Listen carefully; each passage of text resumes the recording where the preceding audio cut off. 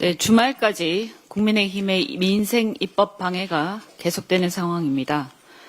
국회법 위반도 불사하고 의장을 겁박하는 등 필리버스터를 악용하면서 막무가내 행태를 보이고 있습니다.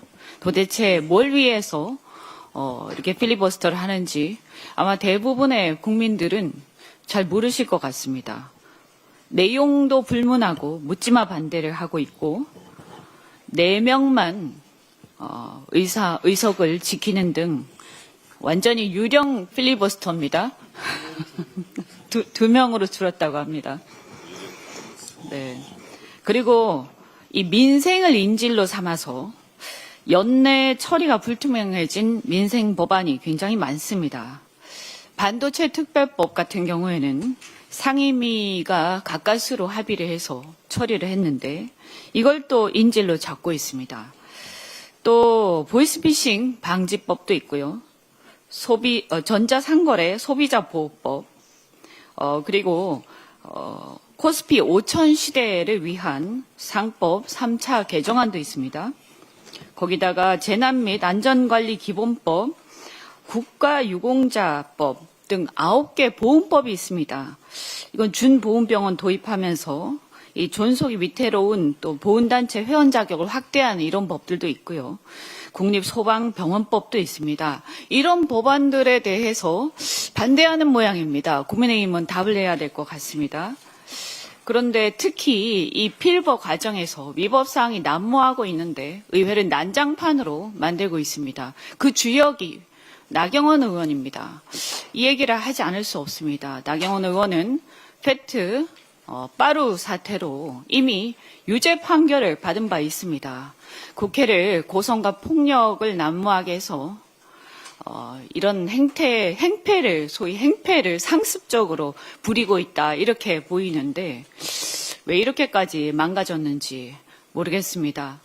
얼마 전 국회에서 본회의장에서의 그 사태도 가맹사업법을 반대하면서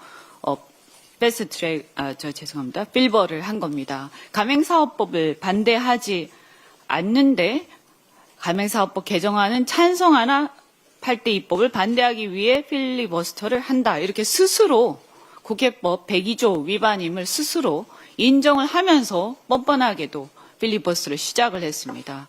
도대체 법을 만드는 국회의 일원에서 어떻게 이런 행태를 할 수 있는가 기가 막힙니다. 나경원 의원은 이렇게 부끄러운 줄도 모르고 또다시 국회 본회의장에서 법과 질서를 무시하는 막대먹은 행동을 계속하고 있는데요. 과거에도 빠루 사태 때도 당대표 출마를 앞두고 그랬던 것 같습니다. 근데 이번에는 무슨 선거를 나가려고 그러는 것입니까? 그러나 국회 본회의장과 이 민생입법은 나경원 의원 개인의 출세를 위한 그런 장이 되어서는 안 됩니다. 더 이상 인내할 수 없습니다. 모든 위법과 질서 방해 행위에 대해서 단호하게 대응할 것입니다. 여야 정치권과 통일교의 부적절한 연루 의혹과 관련해서 여야 관계없이 지위 고하와 관계없이 엄정하게 수사하라는 이재명 대통령의 단호한 지시가 있었습니다. 그렇습니다. 야권뿐 아니라 우리 여권 인사일지라도 통일교 연루 의혹에 대해서는 여야 지휘고와 구분 없이 엄정하고 철저하게 수사해서 국민들 앞에 밝혀야 할 것입니다. 다만 이번 사안과 관련해 한 가지 지적할 점은 특검의 수사 인계가 늦어진 점은 매우 유감입니다.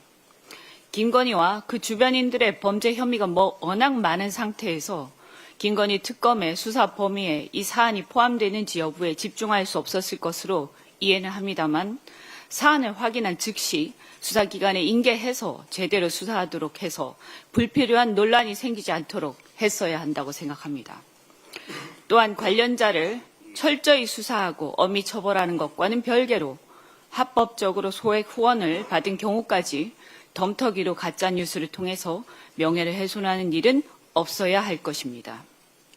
그리고 야당 일각에서 이 사안을 핑계로 내란 청산 특검 자체를 물타기 하려는 시도가 엿보입니다. 그런데 그런 꼼수는 통하지 않을 것입니다.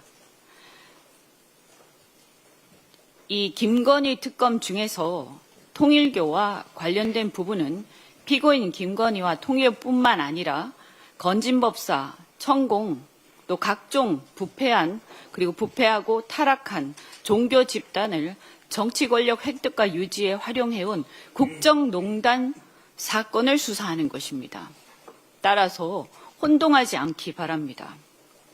한편 정치인들의 통일교 관련된 이런 의혹에 대한 철저한 수사도 필요하지만 차제 종교의 과도한 정치 개입과 부패, 그로써 혹세 무민하는 행태가 점점 심각해지는 점에 대해서 우린 철저히 근절할 필요가 있다 이렇게 생각합니다. 이번 통일교 정치 개입 의혹을 보면서 왜 근대 사회가 오랜 시간에 걸쳐서 정교분리 원칙을 확립해 왔는지, 우리 헌법이 20조에서 정교분리 원칙을 어떤 취지에서 선언하고 있는지 다시 곰곰이 생각해 봐야 할 것입니다. 정교분리는 역사적 경험을 통해서 얻어낸 문명적 합의이고 자유민주주의를 지키기 위한 필수 전제입니다. 동서양을 막론하고 동서고금을 막론하고 역사적으로 권력이 종교를 이용하거나 종교가 세속 권력을 장악할 때 어떤 반인권적, 비과학적 비극이 반복되어 왔는지 우리는 잘 알고 있습니다. 특히 종교가 정치적 영향력을 은밀히 행사하거나 특정 정치 세력이 종교 조직을 동원해서 여론에 영향을 미치는 것은 자유민주주의의 핵심 전제인 시민의 자유롭고 합리적 판단, 그리고 이것을 훼손하고 맹목적인 지지가 판을 치게 되는 매우 위험한 일입니다. 정치가 종교의 힘을 빌리지 않고도 국민의 신뢰 속에서 운영될 수 있어야 하고, 종교 또한 자신의 고유한 역할과 윤리를 지키는 것이 바로 건강한 민주주의의 토대이며 우리가 지켜야 할 최소한의 문명적 기준입니다.